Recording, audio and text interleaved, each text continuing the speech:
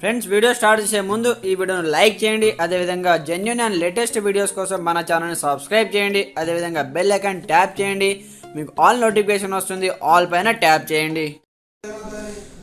Hi friends, welcome back to our channel. So friends, మనకు కంప్లీట్గా రైతు బంధుకు సంబంధించి లేటెస్ట్గా అప్డేట్ అవ్వడం జరిగిందనమాట. కంప్లీట్ డీటెయిల్స్ వీడియోలో తెలుసుకుందాం.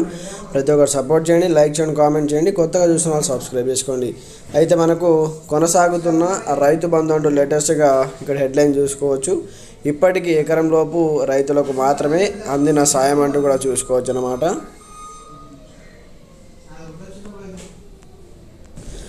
రాష్ట్రంలో రైతు బంధు పథకం ప్రారంభమైనప్పటి నుంచి యాసంగి పంట సాయం డిసెంబర్లో మొదలై సంక్రాంతి కల్లా పూర్తయ్యేది. కానీ ఈసారి మాత్రం రైతు బంధు సాయం సాగుతుండడంతో రైతులు ఇబ్బందులు ఎదుర్కొంటున్నారు. అందుబాటులో ఉన్నటువంటి నిధులతో పంట సాయాన్ని ప్రారంభించాలని సీఎం రేవంత్ రెడ్డి ఆదేశించిన ఖజానాలో నిధులు సరిపోయే పరిస్థితులు లేవు. దీంతో పంట పెట్టుబడికి అప్పులు తప్పవా అని రైతులు ఆందోళన చెందుతున్నారంటూ కూడా ఇక్కడ అప్డేట్ చూసుకోవచ్చు అనమాట. అయితే మనకు కంప్లీట్గా 12 లక్షల మంది రైతుల ఖాతాల్లోకి నగదు బదిలీ అయ్యింది.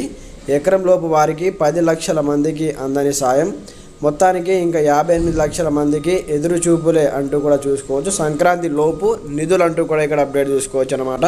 సో కంప్లీట్ మనకు సీఎం రేవంత్ ఆదేశాలతో ట్రెజరీ, ఆర్థిక శాఖ, వ్యవసాయ శాఖ అధికారులు చకచక రైతు బంధు నగదు బదిలీని ప్రారంభించారు.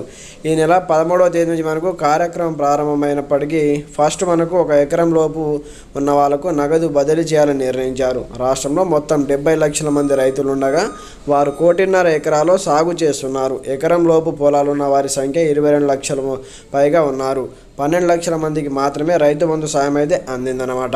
ఈ కేటగిరీలో మిగతా 10 లక్షల మందికి పైసా సాయం కూడా అందలేదు. నిజానికి ఎకరంలోపు పొలాలున్న 22 లక్షల మందికి రైతు బంధు అందించాలంటే 650 కోట్లు అవసరం అవుతాయి. కానీ ఈ విభాగంలో అర ఎకరం కొంచెం మనకు సంబంధించి ఎలాంటి నిధులు లేకపోవడంతో ఇప్పటివరకు రైతు బంధు సరిగా రైతుల ఖాతాలో జమ కాని పరిస్థితి అంటూ కూడా చూసుకోవచ్చు. మనకు కంప్లీట్గా మొత్తం నిధులు విడుదల కావడానికి మనకు కంప్లీట్గా సంక్రాంతి లోపు సంక్రాంతి లోపు మనకు రైతుల ఖాతాలో రైతు బంధు డబ్బులు జమ చేసే అవకాశాలు ఉన్నాయంటూ కూడా చూసుకోవచ్చు అన్నమాట. మనకు ఖాతాలో జమ అయ్యాయి. మరో సర్వే నంబర్లో ఉన్న మిగిలిన 37 గుంటల భూమికి పెట్టుబడి సాయం అందలేదంటూ కూడా చూసుకోవచ్చు అనమాట. సో ఫ్రెండ్స్, ఈ విధంగా చాలామంది రైతులకు ఇలా జరిగిందనమాట.